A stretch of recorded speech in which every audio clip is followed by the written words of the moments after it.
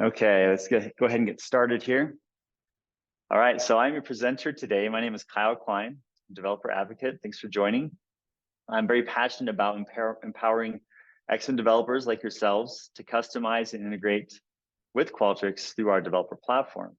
So today I'll be covering the following developer platform topics.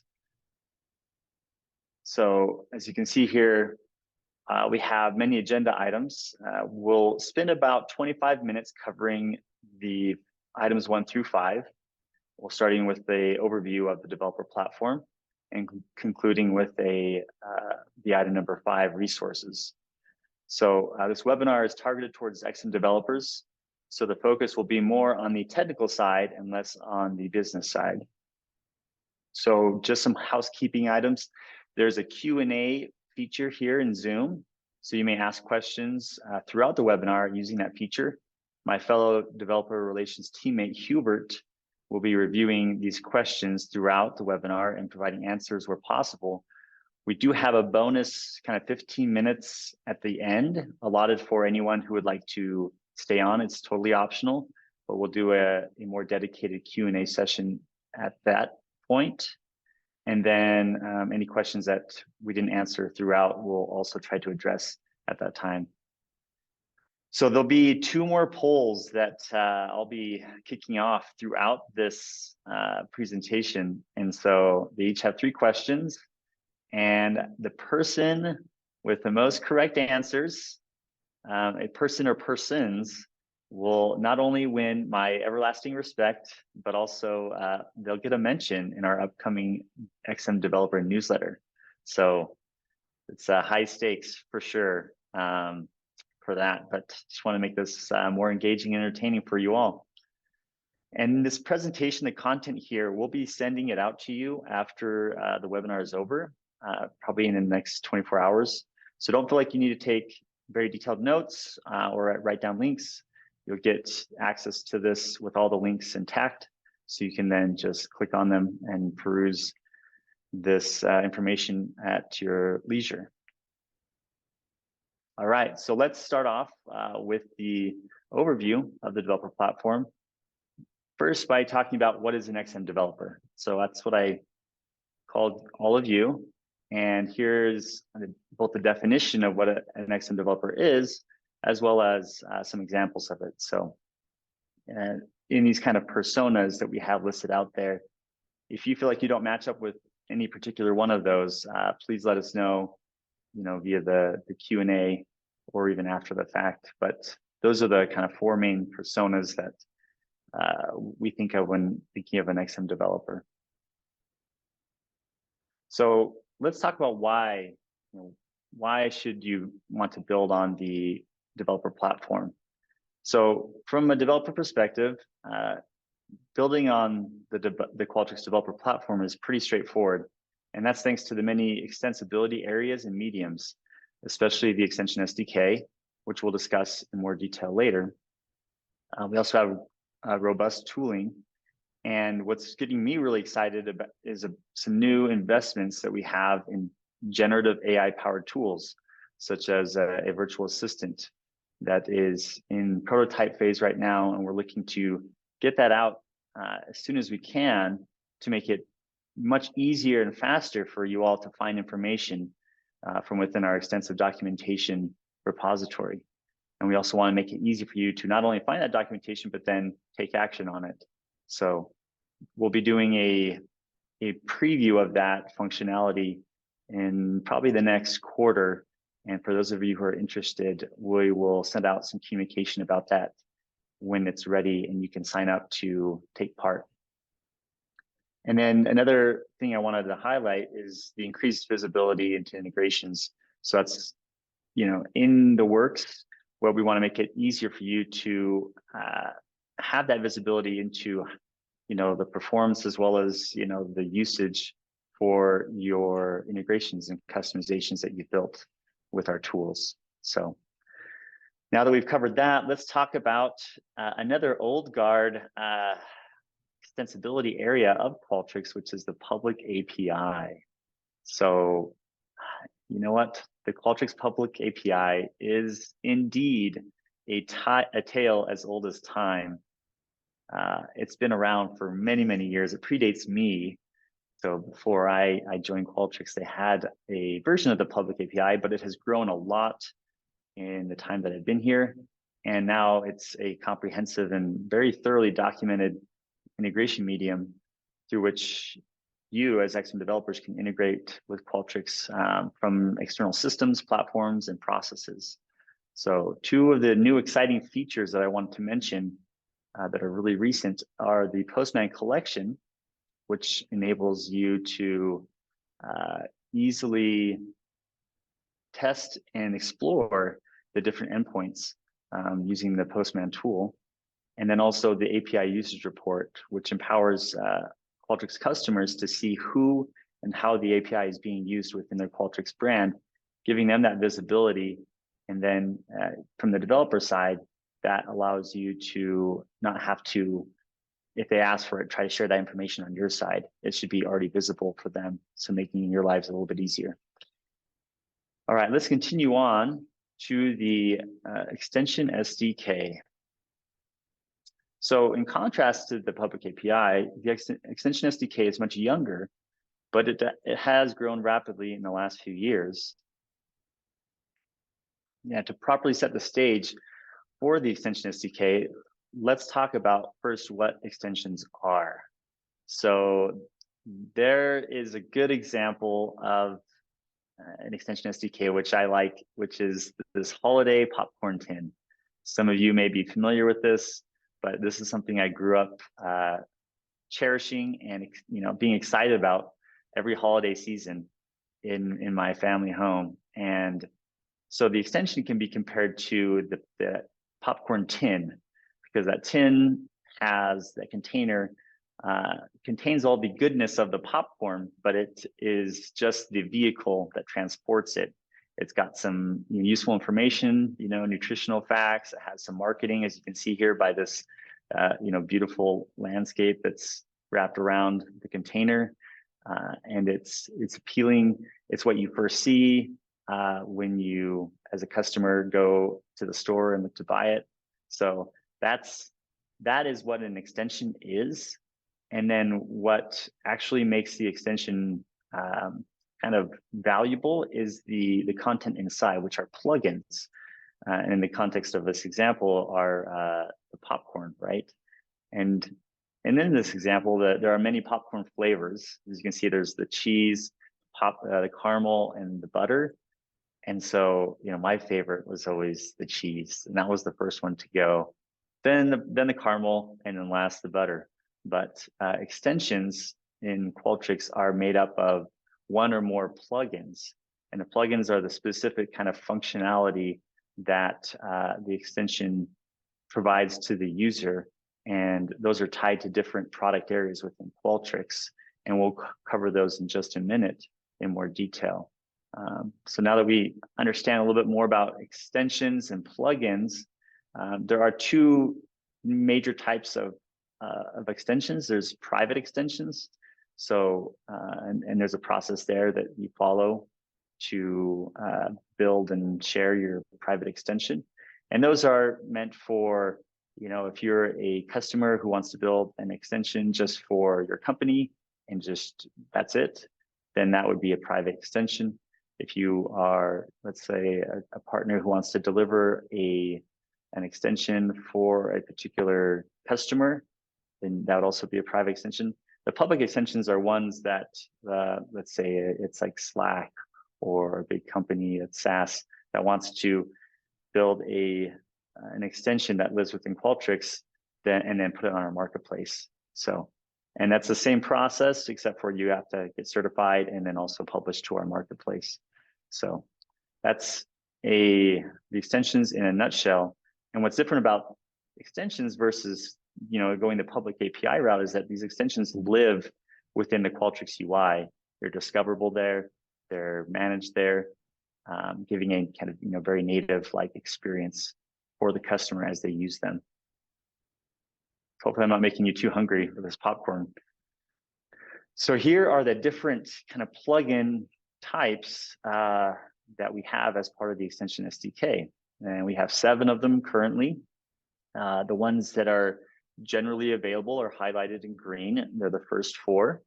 And then the next 2 are in preview. Those are highlighted in blue. And then we have one that's in a concept phase right now, which is highlighted in purple. And there are more coming. We have many more that are in development, and we hope to have those available in the coming quarters. And we'll definitely let you know through our newsletter as those become available for preview, and then also when they become generally available. So let's briefly go through each of these plugins to learn more about them, and we'll start with the workflows task.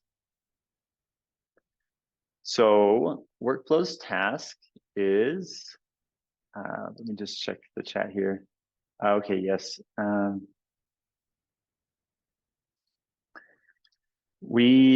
the workflows task, there's essentially a kind of no code option where there's an out-of-the-box task that customers and developers can use to make outbound API calls to external systems. And while that is very nice to have, it's limited in some regards in that you can't make multiple API calls out, and you can't brand it and make it easier for the customer to manage. And so we have these custom workflows tasks that you can develop that you can send multiple outbound API calls out and process the results, and then make those results available in subsequent tasks. And also using reusable components, create very intuitive and integrated forms for the customer to use. So if you need to make some API calls to provide some user-specific information, you can do so with this with the workflows task, which makes for a much more seamless experience for the user as they set it up and manage it. So very, very, and this is one of our most widely used plugins. We have many developers who have created a custom workflows task and then made it available to customers. So very, very exciting. And the catalyst for workflows tasks are workflows events as they initiate these tasks. And we're going to cover those now. So with workflows events, you can either subscribe automatically via kind of an API call if your external system supports that. However, there's also an option for doing a subscription URL, making that available to the customer so that they can then copy and paste that into your external system.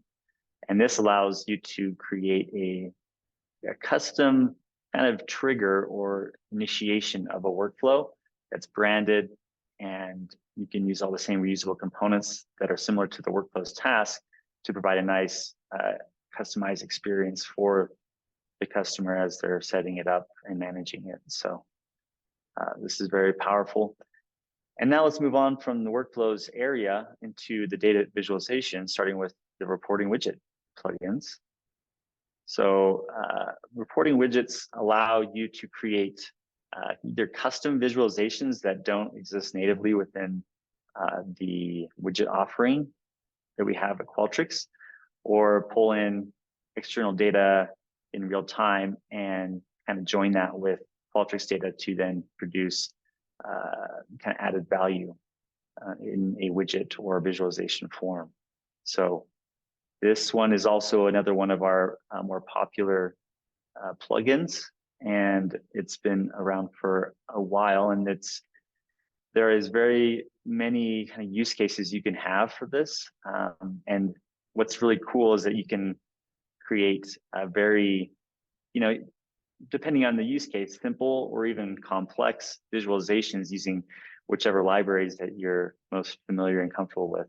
I created a sunburst chart using the D3 library just to kind of explore its capabilities, and it was really fun to interact with and use.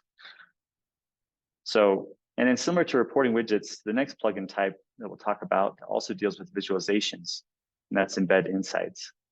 So embedding these insights, they differ from reporting widgets in that, you can actually put these into external dashboards. So outside of Qualtrics, and that gives you kind of a single pane of glass and visibility within the different systems and workflows. And so just from like a setup standpoint, it's pretty straightforward.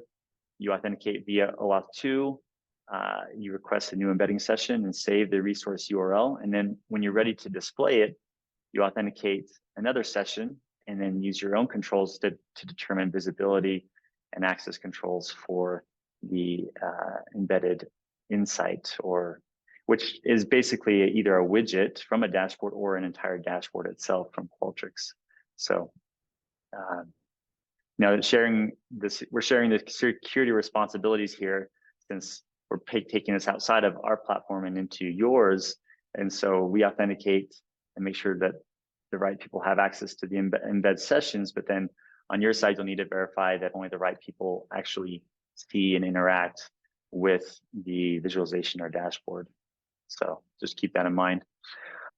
All right, let's move on to the next plugin, which is survey question. So survey question. With this, we're giving you the opportunity to expand on our kind of out-of-the-box default questions that users can insert into their surveys. And this way you can create your own. And you also have the ability to determine, how the user interacts with that question, as well as how the data that you've captured as part of your question gets stored within Qualtrics, so that the appropriate kind of analysis can be done on it, depending on the type of data that you've captured. And so, for example, in the screenshot, as you see here, this is a Calendly question that integrates with that service that allows for scheduling, appointments and meetings from within a Qualtrics survey. So there's lots of different possibilities here, and this is in preview currently. But if you're interested, definitely reach out to us in the feedback survey, and we can work on enabling that for you if you don't already have access to it. So while questions are an essential part of surveys, surveys are also a key component of our next plugin, which are XM Solutions. So with XM Solutions, you can make templates of Qualtrics projects. And there's some examples listed here in the slide of the supported projects. And they can range from the most simple, of templates to very complex, where you could have multiple different projects and types of projects in there. And this enables you to package up, proven methodology or just recurring projects, and make it much easier for users to get up and running and manage those, and avoid some of the configuration steps, as well as potential mistakes that they might make as they go through the configuration process if they had to do it ad hoc each time. And so this is a much easier and better experience for the end user, as well as for the developer, as it's easier for you to maintain this methodology in a single kind of packaged solution. So very excited about this one. This would be, I think, something that could be used by all of our different personas as XM developers. So let's continue on to our 7th and final plugin, Custom Blocks. So this is still in the conceptual phase, and it's very exciting in that it's more generic than these other plugins that we've looked at. And the reason that makes it more exciting is that kind of opens up the possibilities as a developer. You have more freedom to explore its capabilities and ideate on use cases. And so if you do have any ideas of how you could use custom blocks to solve current challenges or business problems that you have, definitely let us know. We would love to, when you take that feedback survey, let us know what your thoughts are on it. We're hoping to get this into an kind of preview or early access phase in the next quarter or two. And if you're interested in participating in that as well, let us know. But this essentially allows you to create, custom UI in different parts of the Qualtrics platform and either pull in Qualtrics resources and render them in a custom way, or talk to external APIs and platforms to then bring in either just data or potentially in a kind of multi or bi-directional communication and have functionality that allows you to talk to those external systems, but live in a very custom and native experience inside of Qualtrics. So, all right, we'll do, that was quick. We'll do one more quick poll before we move on to best practices. So this will be covering some more of the plugins. Here we go.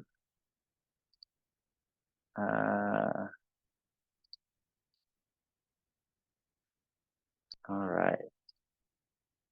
Oh, it's actually not letting me launch it. So we will probably skip this poll. And then we'll just move on. And that's probably good because of the time we have left. So we'll do that poll maybe another time. Okay, so best practices. Now, this is a very content-heavy slide, and that is on purpose because when we share this out with you, we want you to have all the resources here with the links that take you to the appropriate place. So I'm not going to cover much of the details here, but this list isn't exhaustive, and we'll continue to work on providing one of these in our developer portal so that it's always available and it's right there, next to the functionality and documentation.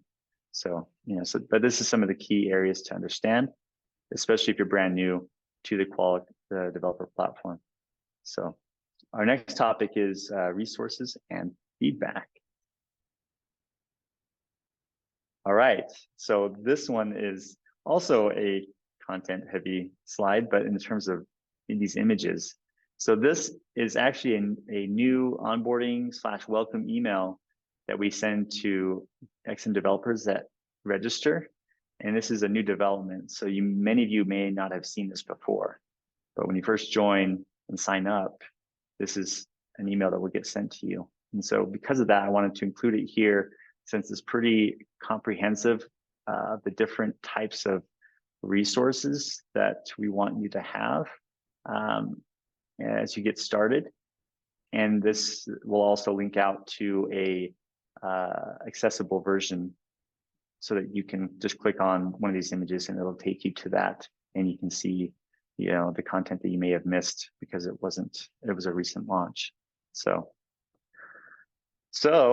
with that, we'll go on to the feedback. So yeah, thanks for attending this webinar. Hopefully it was engaging and helpful and useful, the different content that we covered.